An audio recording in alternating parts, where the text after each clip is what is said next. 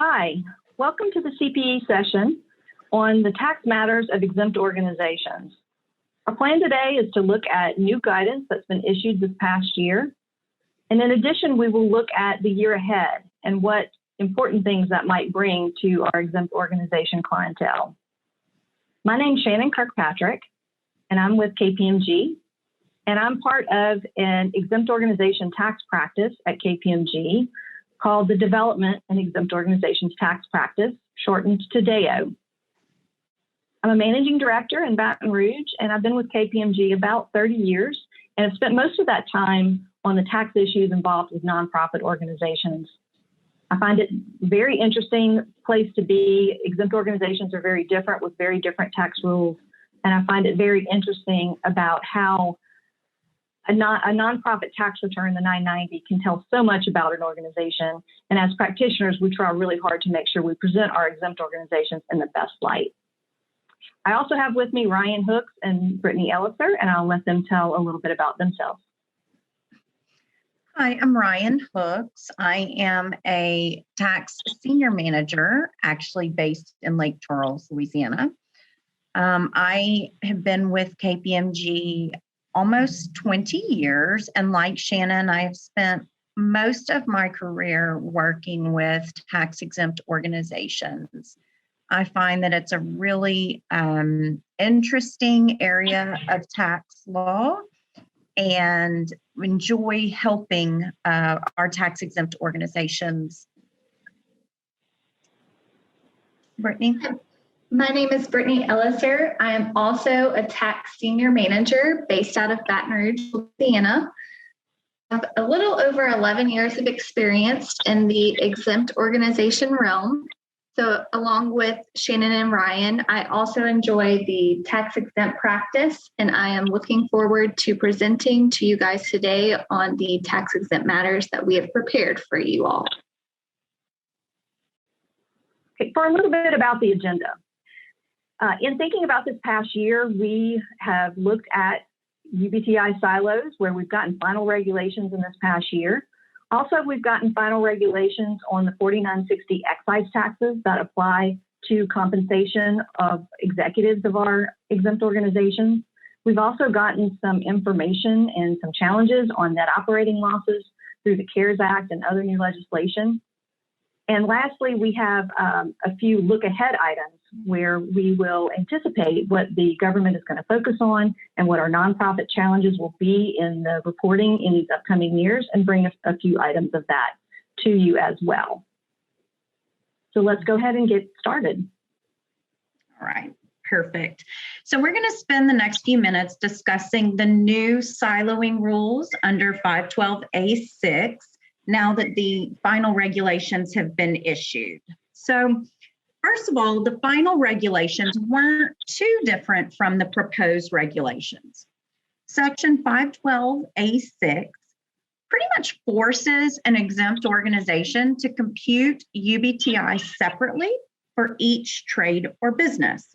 So in other words, you can no longer offset losses from one business activity with income from another business activity. Old NOLs, that's NOLs that were generated before these regs, so before January 1st, 2018, can still offset any UBTI that's being generated. New NOLs, so NOLs that are being generated since the siloing, since 512A6 has taken effect, can only offset income within its own silo. So now let's talk about how to identify the silos. So the final regs actually laid out 3 categories of silos. The first category identifies the trade or business using a 2-digit NAICS code, North American Industry Classification System code. So category 1 can be multiple silos if you have multiple activities with different 2-digit NAICS codes. Then the second category is the IRS lets you lump all of your investment activities into one and be one silo. We're going to talk about that next. The third category consists of separate trader businesses that really are specified by the IRS. This category can also be multiple silos. For example, the first bullet, a specified payment from a 512b13 controlled entity. So if an exempt org gets a specified payment, meaning something like rent or interest, from more than one 512b13 controlled entity, then there would be a silo for each controlled entity. But if it got different types of payments from the same controlled entity, for example, if it got rent and interest from the same controlled entity, then that would be considered the same silo. And the second bullet and the third bullet would also each be separate silos.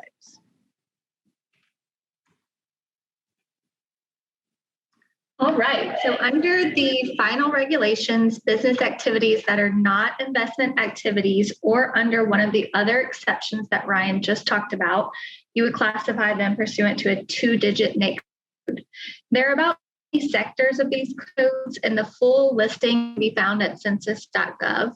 So when you are determining which NAICS code should be used, you can go here and look up your unrelated trade or business activity, find the NAICS code that most appropriately describes your activity, and then list it on the Form 990T. There is an interesting part in the proposed regulations that stated once an exempt organization identified its 2-digit code for the trade or business it was going to be reporting, it would not be able to change it unless it was an erroneous code. There was a lot of commentary around this topic in the regs, and thankfully, since the final regs have come out, we have learned that there is a path to change it, and we will talk about that in just a few seconds. But for this slide and this purpose, we wanted to share with you all some of the more common NAICS codes that we've seen from construction, healthcare, foods and services that are listed here. It's just important to know that this is where you can go to find these codes, and you need to look them up in order to choose which one to report on the Form 990.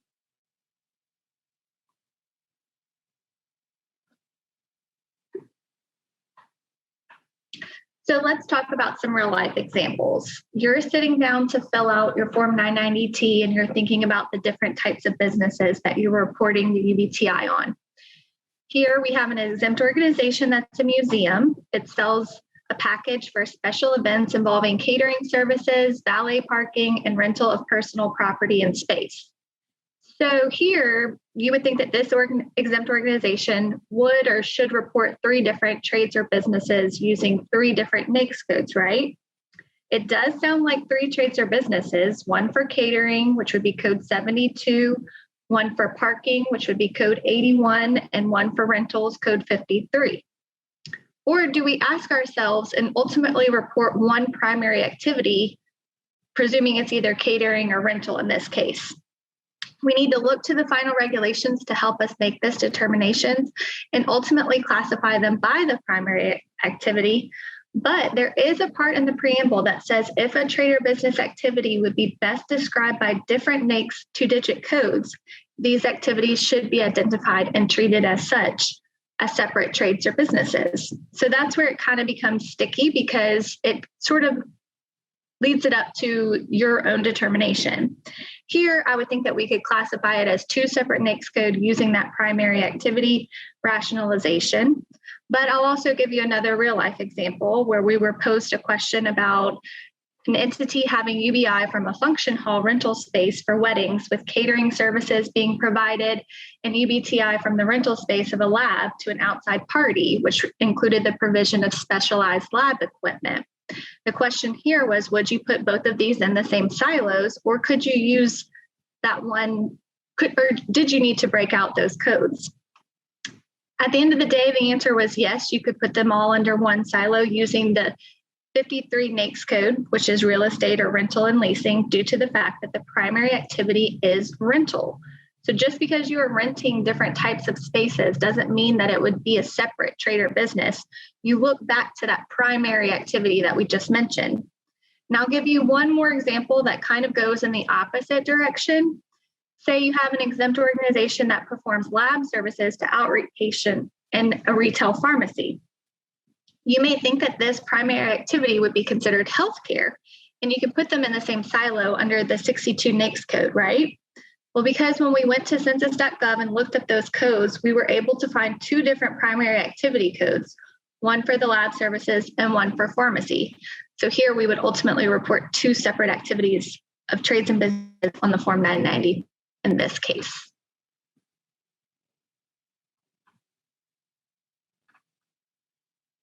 This is sort of the segue into talking about changing NAICS codes. So what happens if you, as the new CPA, disagrees with the NAICS codes that were previously assigned to trades or businesses, or you're starting a new activity and need to assign the trade or business?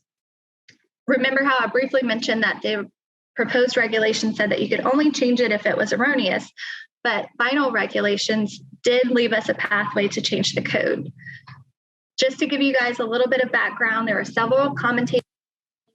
Nature of a separate unrelated trade or business may change or evolve to the extent that the unrelated trade or business would be more accurately reported under a different NAICS code. Accordingly, these commenters recommended that an exempt organization be able to and be permitted to change that two-digit code identifying a separate trade or business if a change in activity results in a better way of it being described by a different NAICS code. Or another way to say it, a change in a NAICS code should be permitted if the exempt organization's tax preparer reasonably believes that an unrelated trade or business activity is more accurately described by a different NAICS code. So what happens when you're faced with this scenario?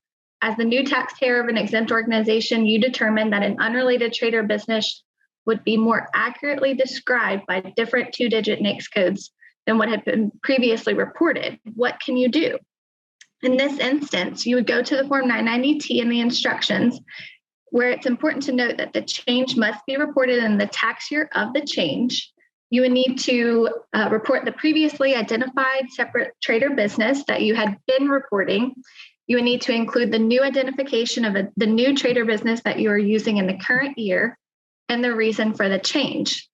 It's a fairly simple process, and it seems to be a nice change from the proposed regulations that had originally come out.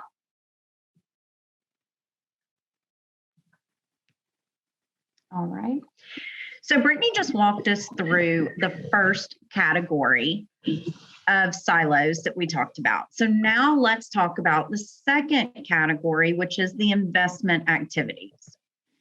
The IRS recognized that it would be difficult for an exempt organization that owned a small portion of a partnership and who didn't have control to get the information that it would need to report UBTI separately by trade or business.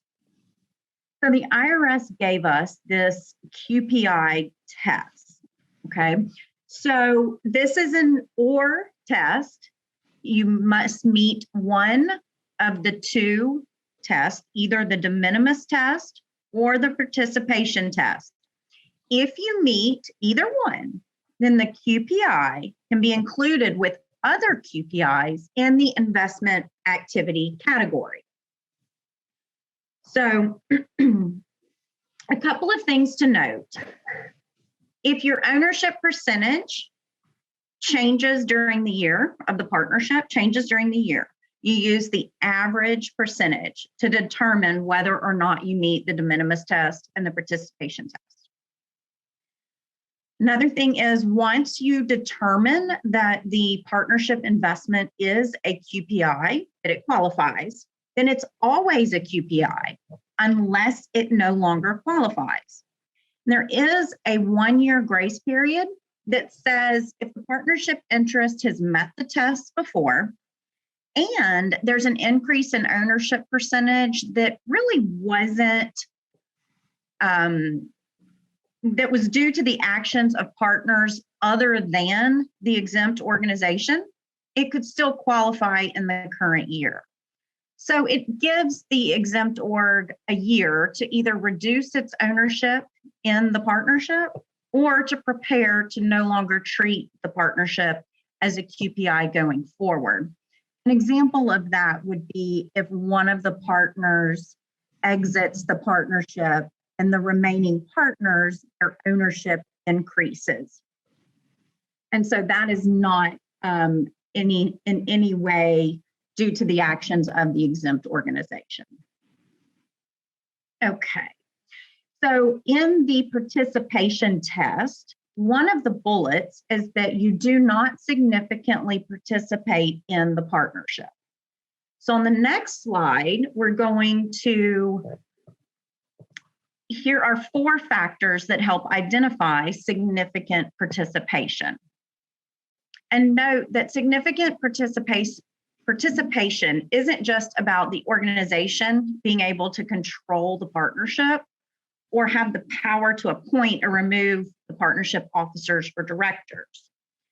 If any of the organization's officers, directors, trustees, or employees have the right to participate in the management or have the right to conduct the partnership's business, then significant participation could exist as well. So you have to look at it at the exempt org level, but also at the organization's officers, directors, trustees, and employee level.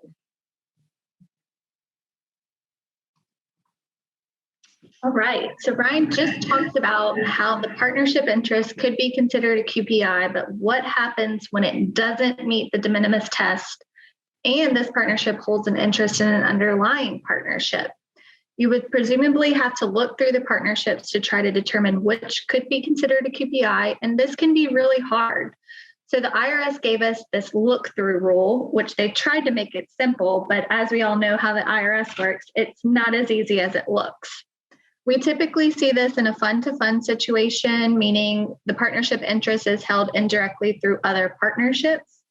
An indirectly held partnership interest is a QPI if it meets one of 2 tests. So I'm adding some more tests to your buckets here. There's the de minimis test with respect to the relevant tax-exempt organization, or the participation test with respect to the partnership that directly owns it. Unlike the proposed regulations, whether or not the exempt organization significantly participates in the directly held partnerships is irrelevant at this point.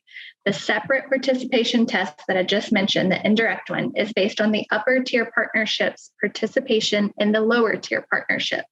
The exempt organization participation doesn't matter when you're looking at this test.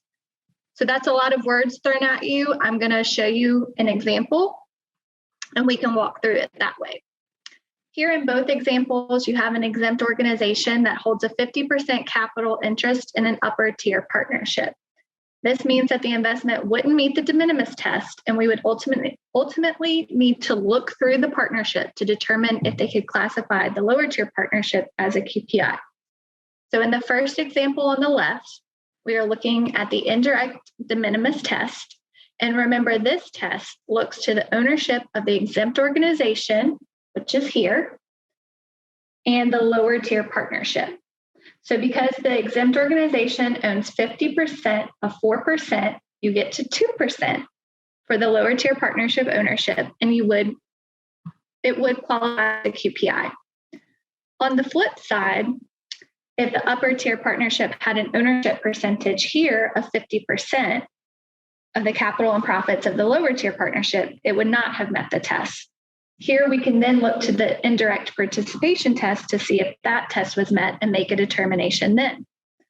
So when we slide over to the right side of the slide and look at the indirect participation test, you'll see that the ownership test is determined between the upper tier partnership and the lower tier partnership. So because that upper tier partner owns 30% of capital and profits, it is greater than 20% and would not qualify as a QPI. And it does not meet the indirect test. The trades or businesses would need to be broken out or potentially would be reported on the K-1 by listing out the separate NAICS code, or you might need to seek out additional information from the partnership investment itself. On the flip side, if this upper tier partnership percentage would have been 10%, the indirect participation test would have been met since it would have been less than 20%. Some extra things to note when you're looking at K1s and looking at ownership percentages of capital and profits, just some things to take with you. You can rely upon the Schedule K1, provided that the partnership, for the purposes of this test, list out the profits and capital percentages. So if, for example, it says variable in the beginning or ending, you would not be able to use that or rely on that information. Also remember, the organization determines its percentage of interest, taking the average, as Ryan mentioned in the previous slide, over the taxable year, and that's how you would calculate those percentages as well. Okay. So because this can be so complex and such a pain to look through the partnerships, the notice gave us a transition rule. This rule really, it helped in that an exempt org could treat any partnership interest, even if the interest didn't meet the de minimis test or the participation test, it could treat it as a QPI, meaning one silo and you didn't have to look through. However, the transition rule goes away beginning January 1 of 2021.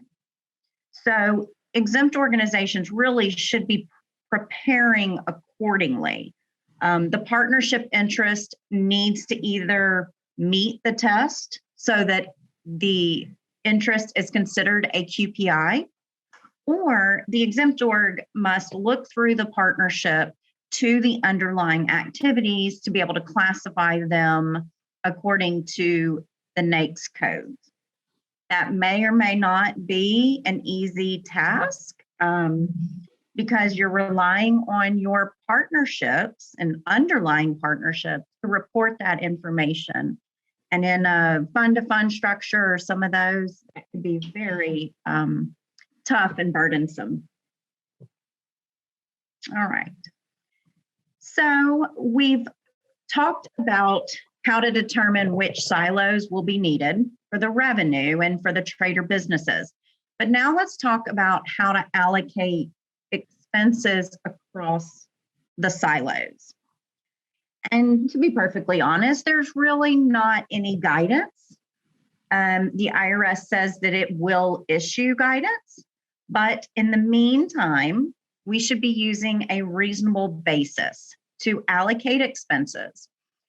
And that is to allocate expenses between UBI activities and exempt activities, and also between the different silos. An example of expenses that we've seen allocated across silos are things like tax prep fees or state taxes. And so those are some of the things that you just need to use a reasonable basis to allocate. And then Brittany will now show us kind of how it all applies back to the Form 990T. You are right. So we just talked about how everything changed, right? So we know that a form change is coming as well. And in 2020, the Form 990T has been updated to reflect these most recent changes that we just talked about in the regulations. So big picture is that all silos were moved to separate schedules. Previously, there was just one silo reported on page 1, and the remainder of the silos were reported on all Schedule M. This M has now been replaced with the Schedule A, and everything separate schedule. Page 1 is the total of the positive amounts from each Schedule A. We can see here on this schedule as well that there is this deduction for line 4 for charitable contribution deductions that's reported on page 1. You will not see this on the separate Schedule A's. So in our minds, this is where the total for the in our minds, this is where you will be allocating the charitable contributions across every single silo and not applying it at each individual silo. You will total the net income from each silo, and then apply the unsiloed NOLs followed by the charitable contributions at that point. Then we have Schedule A that I just mentioned that replaced Schedule M. It has a similar layout and presentation to pages 1 and 3 through 5 of the 2019 Form 990T. Essentially, it makes its own self-contained supported silo documentation. It had some unclear treatments on the 2018 and 2019 for rental income and debt financed income, but those seem to be resolved as there are now specific line items for those amounts of UBTI. We can still see that there is an NOL carry forward deductions on both the aggregated and siloed sections. However, this seems to indicate that the post-2017 or siloed NOLs would be reported in each separate silo first. And then you would take those pre-2018 NOLs and apply those on the aggregated basis on page 1. With that being said, I believe that wraps up everything that we have for 512A6 section. So Shannon, I'm going to throw it back to you. Actually, I think we're going to send it to Ryan at this point. Oh, okay, sorry. Perfect. All right. So now we've talked about unrelated business income tax. Let's talk about another tax for exempt orgs. And this is section 4960, excise tax on tax exempt executive compensation. So section 4960 was one of 4 taxes that was imposed on exempt organizations by the Tax Cuts and Jobs Act, and actually imposes an excise tax that can affect both your tax exempt organizations and non-exempt organizations. Most people probably know that the excise tax applies to excess remuneration over $1 million, but some may not realize that there's a second component of this excise tax, and it applies to excess parachute payments. This excise tax is effective for years beginning after December 31st, 17. Right now, the tax rate is 21%, but because it follows the corporate tax rate, we may see an increase under President Biden. And you can see on the bottom of the slide, there's a timeline that lays out the guidance that's been issued with respect to this tax, just to give you a feel for how quickly this tax and all these regs were finalized. So now we have final regulations. They were issued in January of 2021. The IRS was generous in that they did give time for transition. So these final regulations aren't effective until tax years beginning after 12/31/21. So for calendar year taxpayers, that's 2022. And until the applicability date, taxpayers actually have some flexibility as to what guidance they can choose to use. So a taxpayer could rely on the guidance provided in the notice 2019-09. It could rely on the guidance in the proposed regulations. It could choose to apply the final regulations, or it could really base their positions on a reasonable good faith interpretation of the statute. Now, you can't pick and choose which types of guidance you use. You can't choose sections from different types of guidance. So whatever you choose to use, you need to use it in its entirety.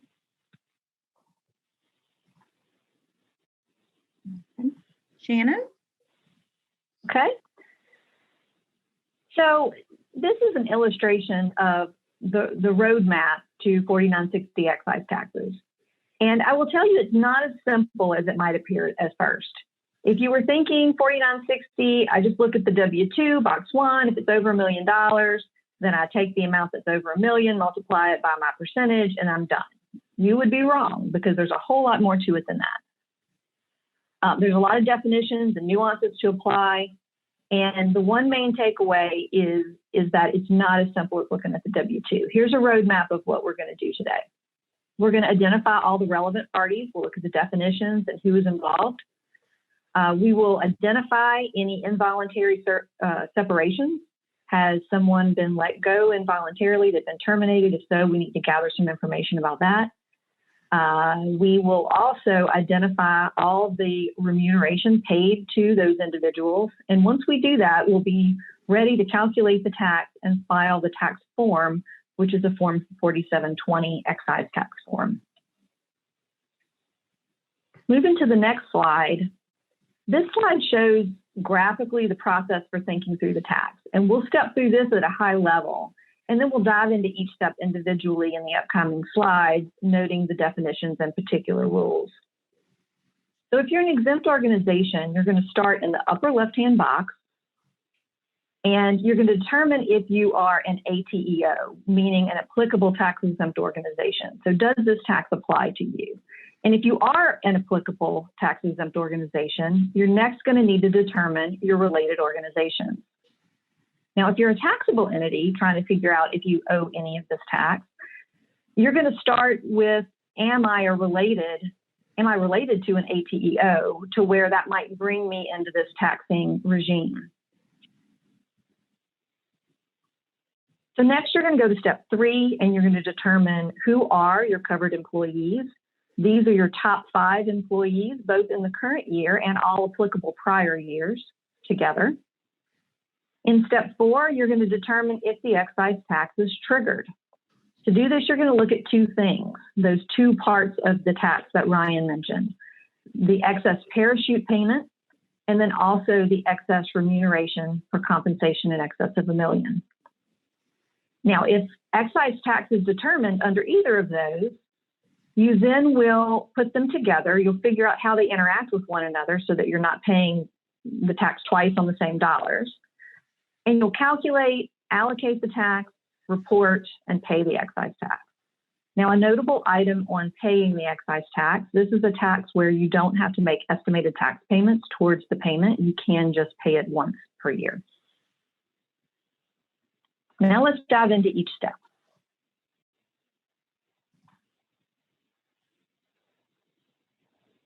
What is an ATEO? Well, it stands for Applicable Tax Exempt Organization, as we've mentioned, and it essentially means you're subject to the tax. And what it includes is organizations that are exempt from tax under 501A, and that includes your public charities, your 501c3 organizations, all that's going to be picked up there. Also, it applies to farmers cooperatives. It applies to governmental organizations, but only those that have income excluded under 115.1. There's actually 3 different ways that governments or 3 different types of government organizations, but only the ones who exclude their income under 115.1 are actually picked up as an ATEO.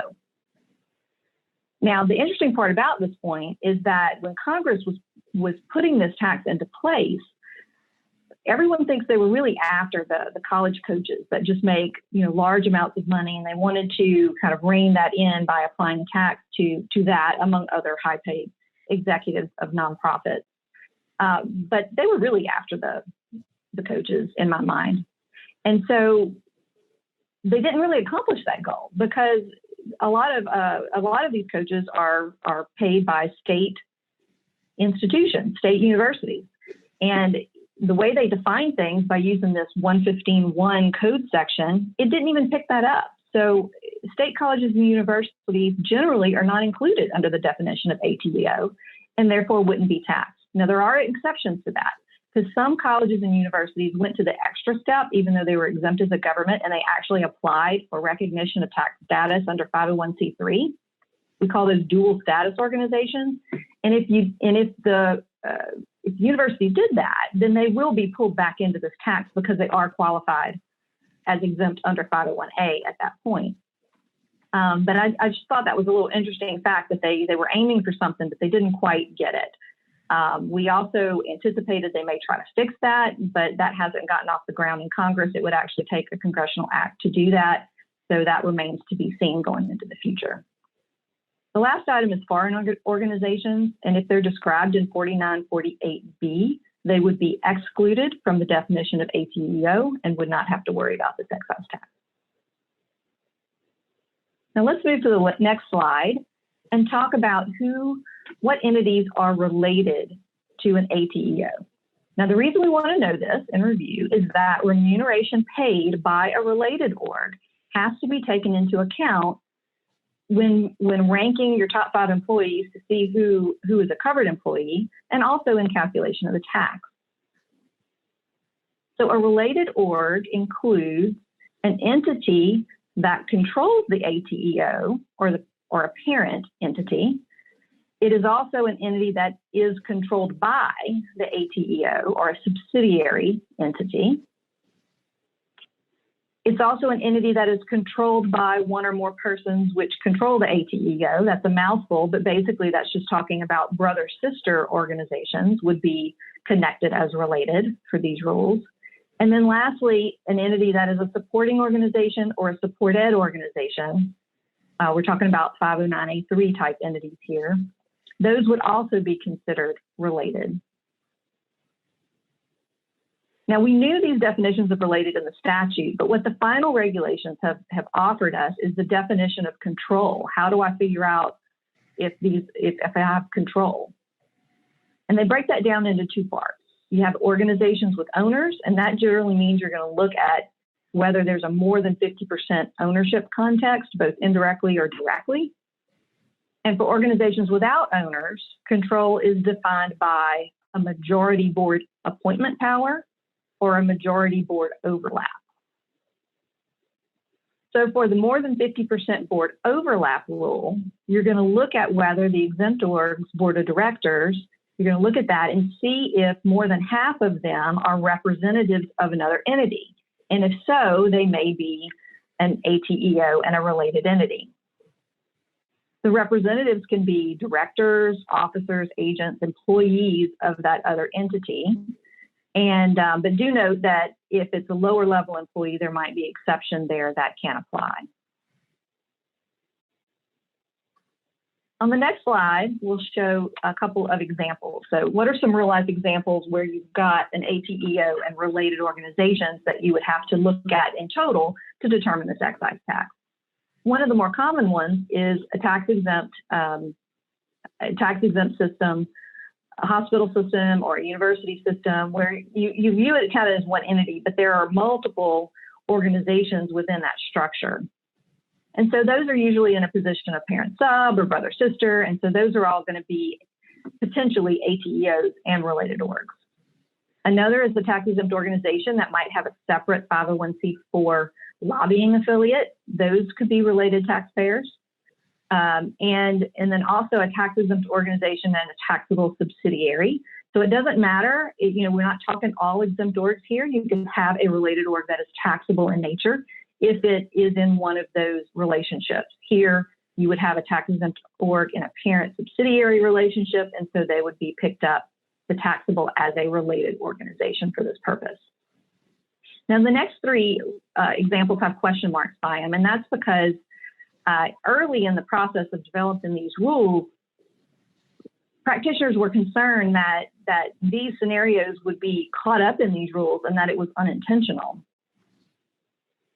And so in the final regulations, the government put in some exceptions to try and carve these out from the rules and to have it not apply. But you won't always meet the exception. So you want to make sure that you're going to look closely at these rules, measure it against your particular facts to see if you truly can exclude the parties from being a related organization for purposes of 4960 excise tax. So some examples of this are a company and a company foundation. So let's say you have an SEC large corporation that pays their executives quite handsomely, and they want to do good in the communities where they reside, and so they have a company foundation that's a nonprofit organization. And almost all of the people running that foundation are somehow associated back with that company. But they're volunteering their time. And so you wouldn't think that that scenario would cause the company and the large salaries that might sit at that company to be subject to this excise tax. So that's one of those scenarios that people were concerned about. You have some exceptions that we'll talk about later that could apply, but again, you need to be careful in that situation. Another one would be maybe you've got a high net wealth individual who has closely held companies and they've been very successful, and so their compensation is up there. And maybe they're trying to pass their businesses to the next generation, so they're spending less time in the company, and they're possibly spending more time on their charitable efforts. There may be a foundation involved with that. And that's another scenario where you might have to look closely. If those are considered an ATEO and a related organization, you could have some tax that is imposed on the closely held businesses that are paying that compensation at the end of the day. Again, there's some exceptions that apply. You'll need to make sure that you're looking at that and that you meet those, because if not, you might have some excise tax to calculate and pay. The last example people were worried about was if you just have a community that has like one large employer in it. Maybe it's a university town and the university, employs a lot of the people that are there. You might just have three employees who happen to have a particular interest.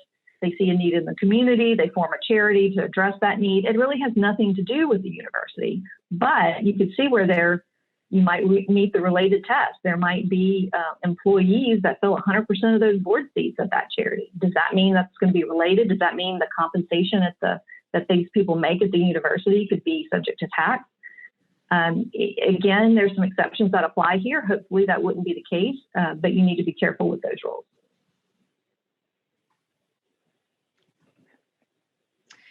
Moving to the next slide, Ryan's going to talk about covered employees. So Shannon has talked to us about how to figure out if you have an ATEO and then who the ATO's related organizations are. So now we're going to talk about how to figure out who the ATO's covered employees are. Covered employees are defined as the 5 highest compensated employees of the ATEO for that tax year, or who was a covered employee of the ATEO for a prior tax year. So practically, that means that if you have an individual who was determined to be a covered employee in 2017, that individual is considered a covered employee for life. So in other words, once a covered employee, always a covered employee. There are some things to note here. When you're determining employees, you look to the common law employee rules, which could be different from where W-2s are issued. Common law employee rules are usually driven by who has the right to control the employee. So there is a 20-factor test that is generally considered. And this is where, legal counsel may need to get involved or others. Another point is that volunteers may be considered common law employees. And on the flip side, officers can serve in a volunteer capacity. So you just kind of have to look and look at the rules for common law employees. For fiscal year taxpayers, this uses remuneration paid during the calendar year that ends within the fiscal year. So you want to look at the W-2s. And then last is each ATEO separately determines its own covered employees. So one exempt organization could have the same covered employee on multiple ATEOs, but there is this limited service exception. And that exception was the government trying to prevent related ATEOs from compensating the same person across multiple entities. So that would keep that person on the list across multiple entities and would keep other employees off the covered employee list. So keep that in mind as you move forward. So now let's talk about the exceptions to the definition of covered employee. If an exempt organization has an individual that qualifies for these exceptions, the individual can be regarded all together. So you don't have to worry about them at all when you're determining the ATEO's top 5 highest compensated employees. But as you can see by the amount of the text on these slides, these rules are cumbersome, but it's what the IRS has given us to work with. So there are 2 different exceptions. They are similar, yet they are different. Both exceptions have hours of service requirements. And so if an employee cannot meet the limited hours exception, then you would try to meet the non-exempt funds exception. The non-exempt funds section is a little bit more flexible, but it's also more restrictive at the same time. So the non-exempt funds exception is really a 2-year test. So it's for the current and the preceding applicable years, whereas the limited hours test is just a 1-year test. It's more restrictive in that the individual cannot receive remuneration from the ATEO or related ATEOs or from any taxable orgs related to the ATEO. And also no related org that is paying remuneration to the individual can have received a fee for services from the ATEO, related ATEO, or the taxable org. And this can be a problem because it isn't that uncommon for, say, company foundations to reimburse a related company for certain professional services. So in other words, if the related company employs the individuals, but the individuals spend some of their time working for the company foundation, if the company foundation reimburses the related company for those services, then that may not meet the non-exempt funds exception. So really just have to walk through each of these exceptions and see where you can qualify. And now Shannon will talk to us about remuneration. Right. So the exceptions that Ryan just described, those were the ones that I'd mentioned previously with those 3 scenarios with question marks by it where people felt like it was unintentional to pick up related company comp. And so like the SEC company and the related foundation, these limited service and limited hours exception rules are trying to get to the point that if you meet these things, that you're spending limited time and you're providing limited services over at the foundation, that you can disconnect those and maybe not tax that executive comp for the work that they're performing as an employee of the taxable SEC company in our example. And so those are the exceptions that you would look to try and figure out if you can disaggregate that and not pick that up.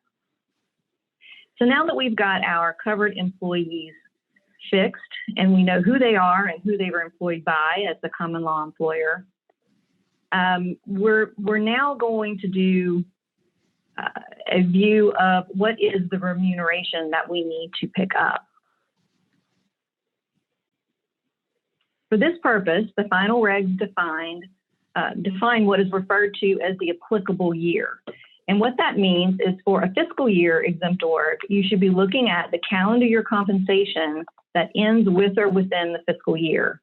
Now, this is very much a relief because we're going to be able to use those payroll forms as a starting point. You know, compensation usually is viewed on a calendar year basis, and having to do all these calculations on a fiscal year basis would have been very challenging. And so we were very grateful that the final regs came in and clarified that no, you can use the calendar year with or within when you're dealing with a fiscal year client.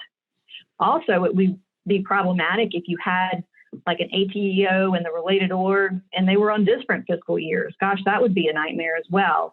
And so this kind of level sets that calendar year compensation across all of the different parties that could be involved And again, it really sets a nice clean slate as a beginning point. But as you'll be able to see, it gets rather complex even still, given all of the steps that are involved. So now that we know the time frames, let's consider the different components. So in the first box, we look at the definition of wages for this purpose. And what the regulations say is that you're going to use compensation. Remuneration means wages as defined in section 3401A. Now, 3401A is compensation subject to income tax withholding. So that's kind of pointing us to that W-2 box 1, but there's going to be a few key changes. One, it's not going to include Roth contributions, and Roth contributions are in that box 1. So we need to remove those. It also includes amounts included in gross income for section 457F plans. We'll talk more about that in a minute. But a 457F plan is a non-qualified deferred comp plan that are commonly seen in our exemptor clients. And then lastly, there's a medical services exception to consider. That's amounts paid to licensed medical professionals for performance of medical or veterinary services. Now, the performance of, the key phrase there is a performance of medical services. If you pay a doctor, they may be a licensed doctor, for instance, but if you're paying them for something other than the performance of medical services, you're still going to need to keep that compensation in there. You're not going to be able to remove it. So you have to think about it even further. So you might have a doctor who's getting a W-2, but the only comp that you can exclude is the amount for patient care.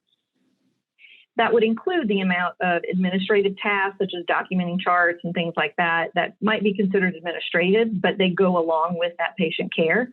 The amount of pay for those kind of tasks can be excluded for this purpose. But if that same doctor also participated in teaching or in researching or had a flat-out administrative position in a healthcare system like a medical director where they're like running a department, not necessarily providing direct patient care, the amount of pay for those things would be included in wages. So it creates a situation where you may have to bifurcate a W-2 for a single person when doing this in between what is considered excluded medical services and not excluded services. And I think the government puts out in the regulations some ways you can do that, some reasonable methods that you can make that distinction for individuals in the medical field or in the veterinary field.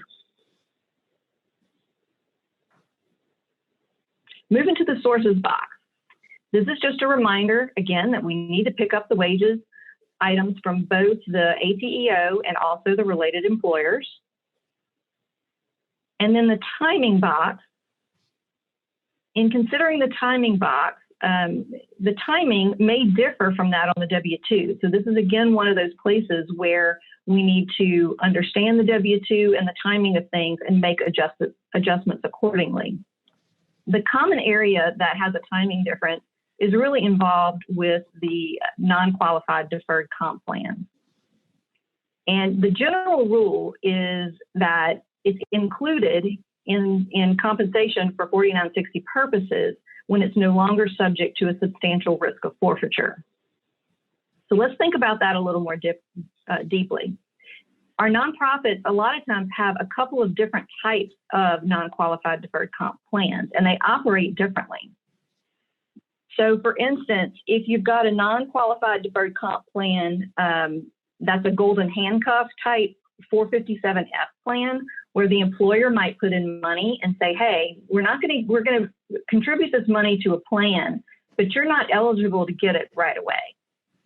If you're employed with us 3 years or 5 years down the road, let's say, if you're still employed with us, at that point, you will vest in that amount, and that's when you'll be entitled to it, and you may get paid the amount at that point.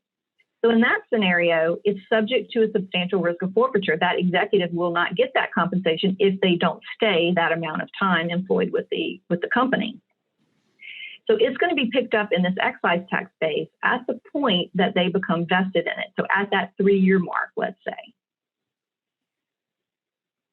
Now contrast that with another type of deferred compensation plan where the employee is electing to defer some of their own compensation into the plan, kind of like you would in a 401k plan, right?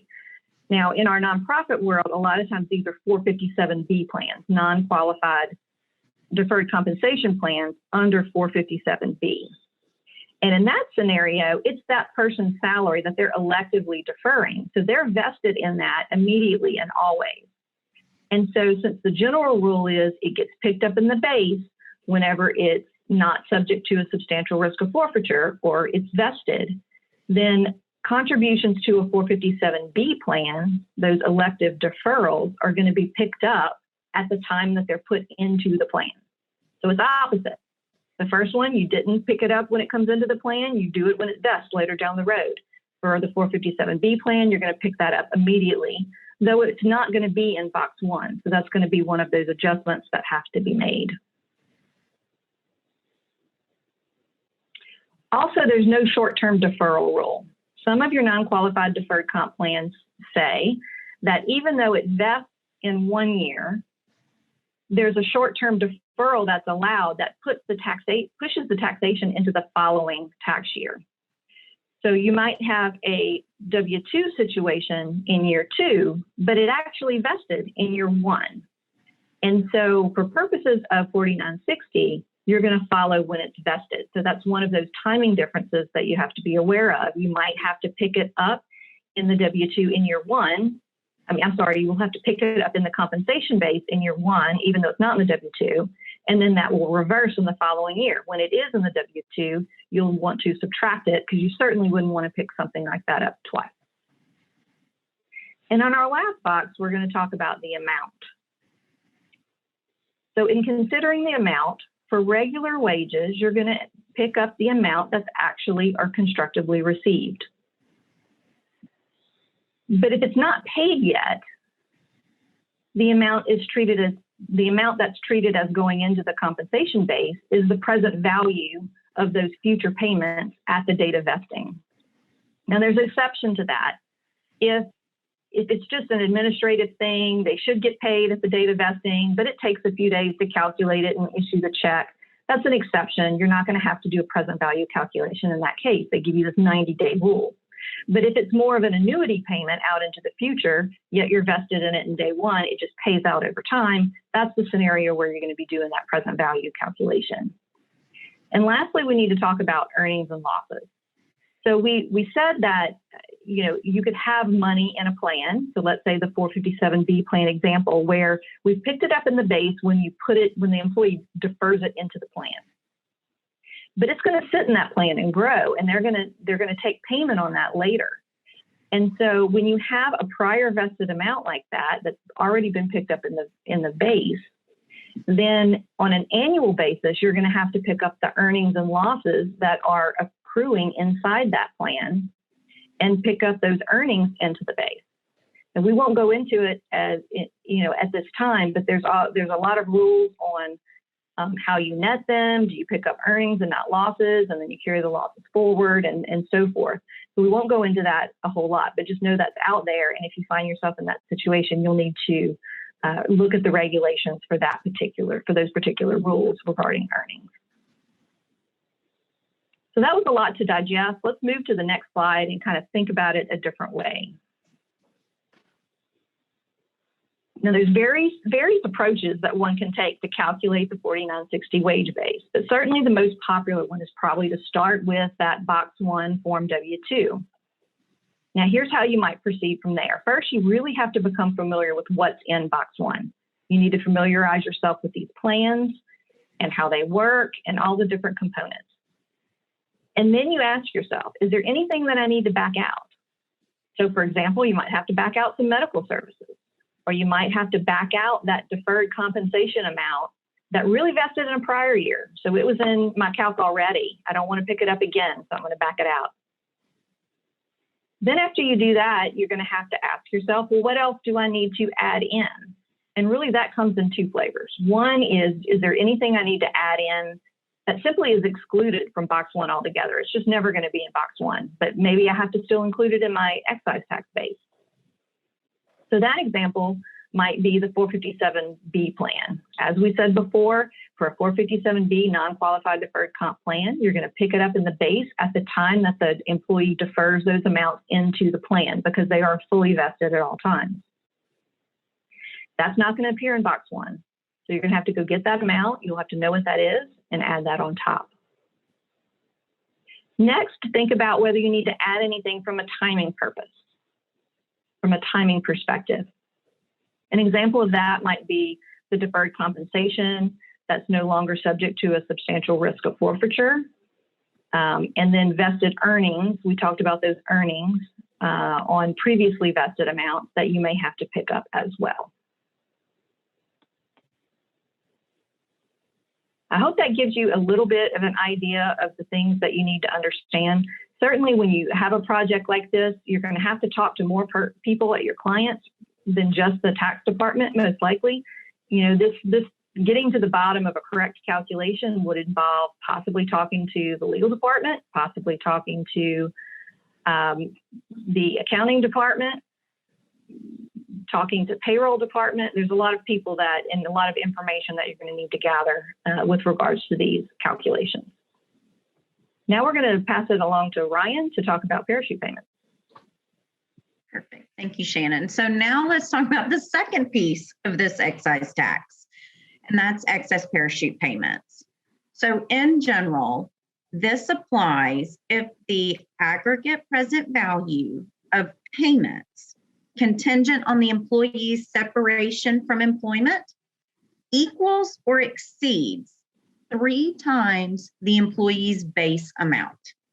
Okay, so let's just look at the chart at the bottom of the slide. The starting point here is understanding base amount. To calculate the base amount, you're going to take the average annual taxable compensation over the 5 prior tax years. Okay, so you've now got your average, that's your base. You're going to ask, what is 3 times the base? So that's in the blue box all the way to the left. If your parachute payments are more than 3 times your base amount, then you have excess parachute payments. If they're not, which is your middle column, you do not have excess parachute payments and you have no additional excise tax. In the third column, all the way to the right, your parachute payments exceeded 3 times your base amount, so you have excess. Now, to calculate the excess, you actually take your parachute payments and subtract out your base amount. So let's go through an example, very basic example. If I've calculated that my employees' average annual taxable compensation over the 5 past years, so their base amount is $100. 3 times that base amount is going to be $300. So if my parachute payments are more than $300, then I've got excess parachute payments. Well, okay, the employee was paid $301. So I am $1 over 3 times the base amount. Now, to calculate the excess parachute payments, you're actually taking 301, my total parachute payment, and subtracting out your base amount of 100, not your 3 times your base amount, just your base amount of 100. So your excess parachute payments are actually $201. That's the amount that you would apply the excise tax rate to. Okay, so that's how the calculation works. Then let's go ahead and look at what are parachute payments. What kind of payments are we talking about? So on slide 32, it tells us that compensation, it has to be contingent on the separation from employment, okay? And the final regs kind of clarified for us that we're only talking about payments that were triggered by involuntary separation. So we're not talking about people who just decide to quit. Involuntary separation includes things like termination without cause, the employer's failure to renew the contract, or a bona fide good reason termination. Now, when thinking about parachute payments, if the employee would have gotten the payment otherwise, then it's not going to be contingent on the separation from employment. It's not going to be a parachute payment. There are some present value rules that can apply, so just know that. And then in the graphic to the right, there are some items listed that could be potential parachute payments. Some others are health insurance, or so an accelerated payment or accelerated vesting of deferred compensation account. So for example, a non-qualified deferred comp plan that vested early because of the separation is considered a parachute payment. And you could potentially have to pick up a portion of the acceleration, and the regs actually would tell you how to calculate that. So we've looked at what's included or what would be potential parachute payments. Now let's look and see what payments are excluded from parachute payments.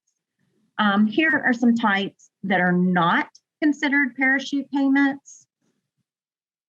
403B annuity contracts, 457B plans, again, like Shannon mentioned under remuneration, payments to licensed medical professionals for medical or veterinary services. Now, there is, you cannot be taxed on the same dollars under the excess remuneration calculation, so part 1 of the excise tax, and this parachute payment calculation. And so the regs actually help you figure out how to do the calculation if you actually have both types of amounts.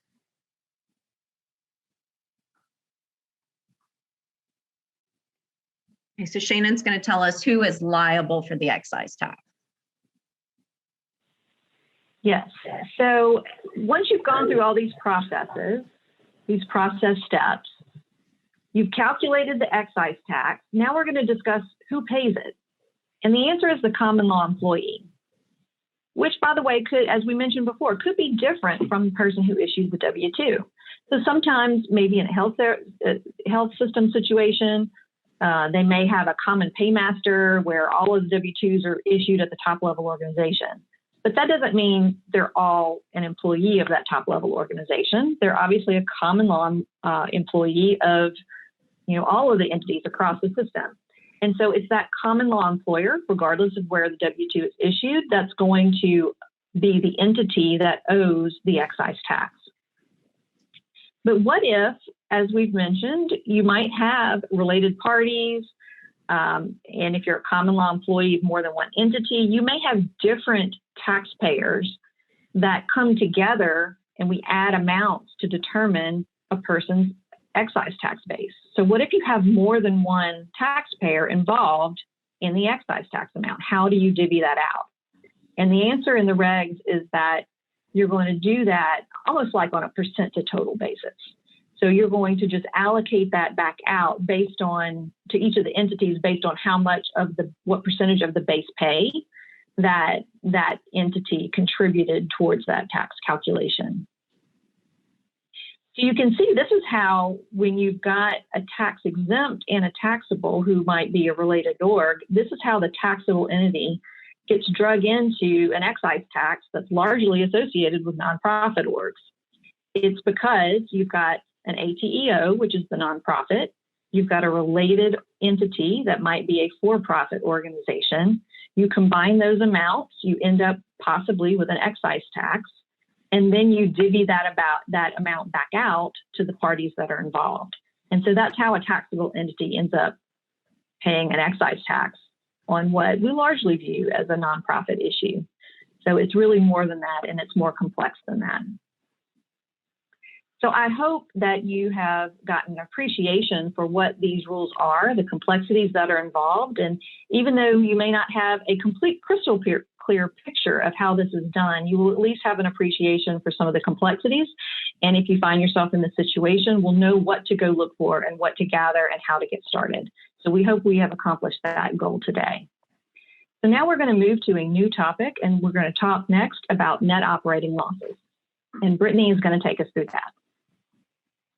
All right, we've seen a lot of updates on NOLs, carrybacks, carry forwards, suspensions of limitations that arose from the TCJA. And so here we wanted to offer you guys the updates in a clear, concise way. So we're going to start off with the CARES Act. With the CARES Act, we are now allowed a 5-year carryback period for those NOLs created in tax years 2018, 2019, and 2020. Whereas under TCJA, we were no longer allowed that carryback option. This carryback of NOLs applies to NOLs arising in tax years beginning after December 31st, 2017 and before January 1st, 2021. What this can do is create a rate benefit for carrybacks to 2013 through 2017, so that 5-year, when there was a higher corporate tax rates that could be applied. And that's a good thing, right? But it also created this situation where we had separate or siloed trades or businesses activity NOLs that were generated. And we were sort of left scratching our heads as to how those carry back to the unsiloed tax years. Many of us, including those presenting today, were left thinking, how does that even work? Thankfully, we received guidance that those NOLs generated from the separate or siloed trades or business activities may be carried back to the unsiloed pre-2018 years and applied against aggregated UBTI. You can also see on the slide that the IRS released some FAQs on NOL carrybacks for exempt organizations, as well as some advice from Chief Counsel on NOLs that you can follow the link that's on the slide there. And lastly, we know that with the TCJA came the 80% limitation on NOLs, but with the CARES Act, there was a suspension of the 80% NOL limitation on taxable income during the 2018 through 2020 tax years, which some of us may find as good news as well. So in addition to the changes that I just mentioned, we also wanted to give you some information on how to apply those NOLs to the different UBTI silos under 512A6 in a summarized way. We touched on them briefly earlier when we were presenting the form changes, but here we thought would be a good way to sort of showcase how those changes apply to NOLs. So under Section 512A6, for NOLs arising in a tax year beginning before January 1st, 2018, what we're going to call pre-2018 NOLs are taken against total UBTI. And NOLs arising in a tax year beginning after December 31st, 2017, or post-2017 NOLs may only be taken against the silos that generate them. An exempt organization with both pre-2018s and post-2017 NOLs must deduct its pre-2018 NOLs from its total UBTI before deducting any post-2017 NOLs from the UBTI of the separate trade or business that gave rise to the NOL. That was a lot of words. So again, I'm going to use an example and try to say it in a different way. You have to use your old NOLs first before you can move into the siloed NOLs is what you need to know. So in a situation, again, where you have both the non-siloed NOLs and NOL, going to use them in the same year, and you're wondering, how do you do that?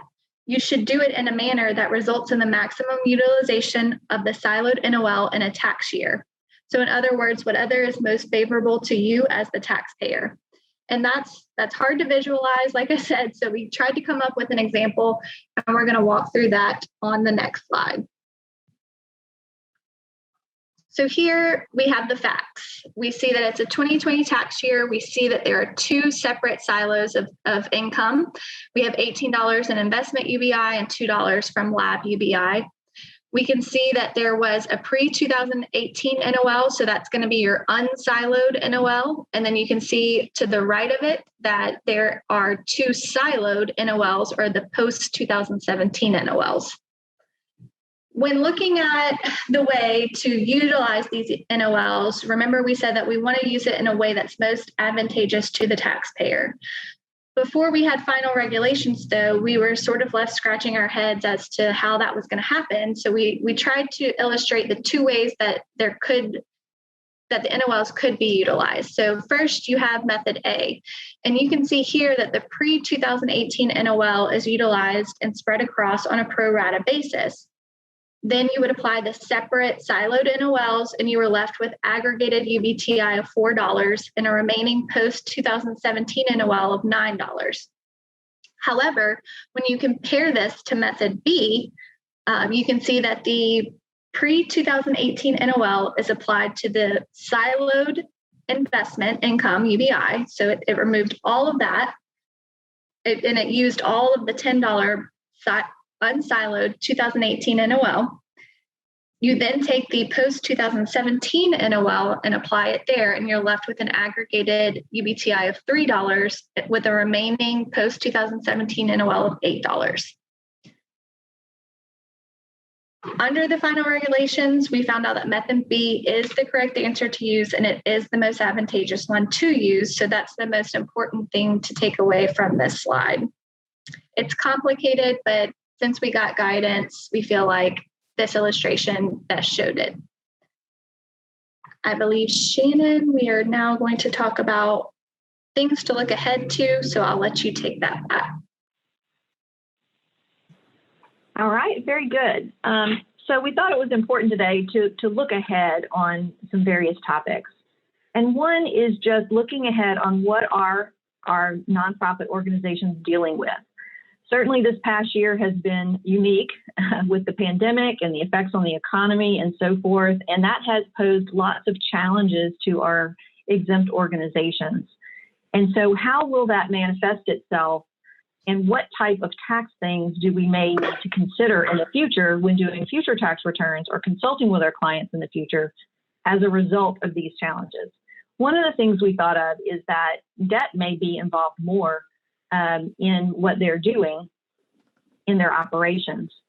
So if funding has dried up because people have lost their job and maybe they're not as generous with their contributions, or maybe other revenue streams have dried up as a product of the pandemic, then that charity may have to resort to debt financing to complete its programming or to do other things that it's involved with. And so if you see more debt around, you need to think about that debt. What does it source to, and is it creating any debt financed UBI? So that may be a more common sighting going forward. Another thing would be cancellation of debt. We know in a for-profit world, if you have cancellation of indebtedness, it can result in taxable income due to that debt being canceled. So if we have debt canceled in an exempt organization, you might have to ask yourself in the future, like, should that be UBTI? What are the facts and circumstances? What do the rules say? And should I consider that? Another item is impact of PPP loans or other government-based programming that sent grants out to hospitals, let's say, for example, some of those relief payments that were involved. Now, many times those are not going to be taxable per se and not UBTI, but it does present some challenges in the Form 990 presentation, or just in thinking through how did the client account for those payments, and do I need to consider that when I'm allocating expenses, let's say, to my UBTI silos. So for instance, you may need to understand, did that PPP loan run through income, or did the client, when they turned in those expenses to say, hey, I want to ask for forgiveness on my PPP loan, here's my expenses that were involved, maybe they recorded that as a negative expense, and so your expenses are low. Well, you wouldn't want to then take those expenses and use those to allocate to your UBTI. You would want to restore them back to the full amounts and allocate therefore. Another item to think about is the impact of the payroll tax deferral and what that implication might have on UBTI. So for instance, a lot of clients probably went ahead and booked those payroll taxes that they owed. And if they did take advantage of the payroll tax deferral that the government offered, and that 2-year deferral that was offered as part of the CARES Act, if they took advantage of that, they may have recorded the expense and then just booked it as a payable. And if they did that and they're an accrual basis taxpayer, you would then have to think through, does it meet the all events test and the recurring items exception to be able to go ahead and take that deduction now? And because it was such a long-term deferral, you may run into situations where that's not met, and you really shouldn't deduct that now. You should wait until it's paid, it's cash paid, to be able to make those deductions. So you need to understand their accounting and whether there's any book tax differences that need to be posted to your UBTI. So those are the thoughts on responding to the current environment that our exempt organizations find themselves. Next, let's move to the next slide, where we're going to look at what the tax exempt and government entity, the TEGE department of the IRS, what have they said about things that they want to check in their compliance programs. So they check for compliance in a couple of different ways. The most common way is an IRS exam. They'll open an exam, come and take a look. And so what this document does is it tells us what areas the government is interested in checking. And so you may see more IRS exams opened on these following topics. Or a second method the IRS is now using a lot of is sending compliance checks, where they send out that letter and ask a bunch of questions, and you need to respond to that. And then based on those responses, they decide whether or not they want to open an IRS exam on that particular topic. So the topics of interest that the government has posted for this fiscal year are officers treating exempt orgs as Schedule C businesses. And so this is implying that there might be private benefit or private inurement at the exempt organization, or that there might need to be adjustments at a Form 1040. Now, I have this one placed in the first spot on purpose. We know that President Biden has talked recently about making sure that the IRS is funded more so that they can go out and do more audits. We also know that the IRS is focused on the high net worth individual and their related businesses and their related charities, and viewing those in an examination context as one entity, and understanding, opening an exam on all of those, let's say, and understanding the nuances between and among them. And so I think that we may see an uptick in this next year on IRS examinations of private foundations and other charities that are involved with businesses. Another area of interest by the IRS is the 4960 excise tax, presumably because it's new. The way they've worded their language in this compliance program and priority list that they send out is that they're going to look at Form 990 compensation that shows taxation in excess of $1 million, and then check to see if that same entity filed a Form 4720 excise tax. And if they didn't, that might be a trigger for an IRS exam or a compliance check. Worker classifications is almost always on the list, I feel. That's a common one. Also, the government wants to look at W-2s and 1099 miscellaneouses issued to the same person. And that is often a path for the government to figure out that the employer didn't have the right amount of withholdings. That is something that is commonly looked at as well. You actually can have that situation and it be proper and correct, but it's kind of rare. So the government still does do that cross-check and is interested in learning more about that. Another area of interest with the IRS is small exempt organizations that sponsor retirement plans. They want to look to see if the plan is has proper administration. Next is tax-exempt bond arbitrage violations. They're interested in reviewing those for taxpayers. And whether an organization that has filed a 990N, that postcard that can be filed if your gross receipts are below certain amounts, they want to make sure that taxpayers are using that responsibly and that they truly do meet the low gross receipts that's required to be eligible to file that form. Next, let's talk about the IRS priority guidance plan for the 2020 and 21 tax year.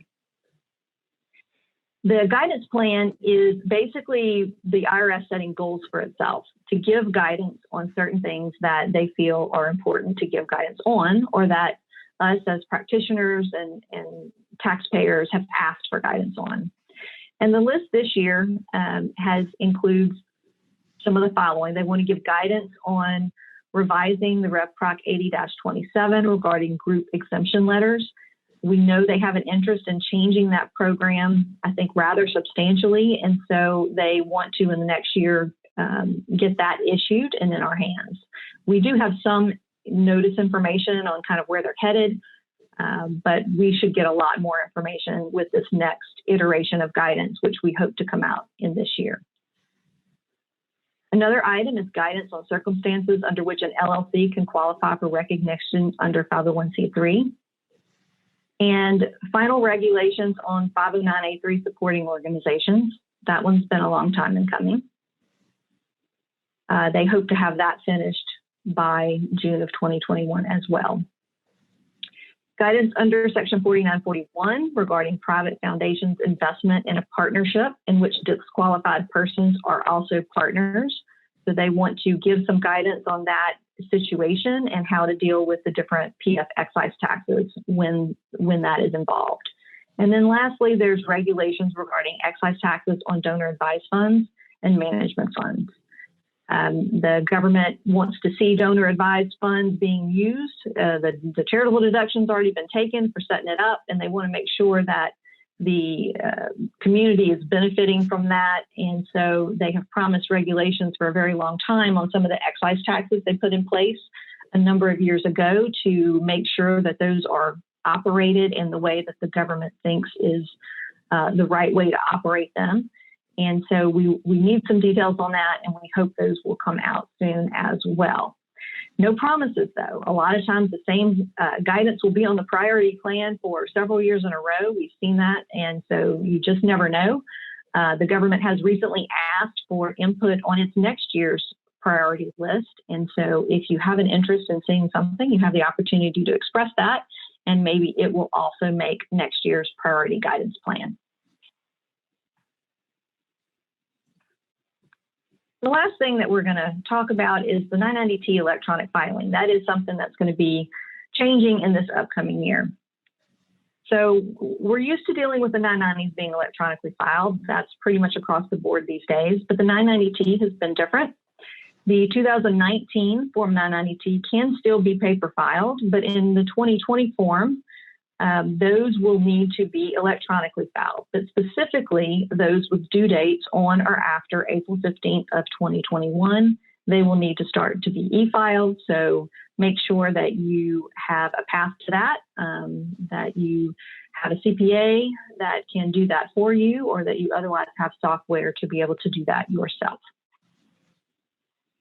That wraps up what we have prepared for you today. And we thank you for your attention, and we hope that you have found this interesting and informative, and will help you in your practice either at your exempt org or in your CPA practice yourself. Thanks again for your attention. Have a great day.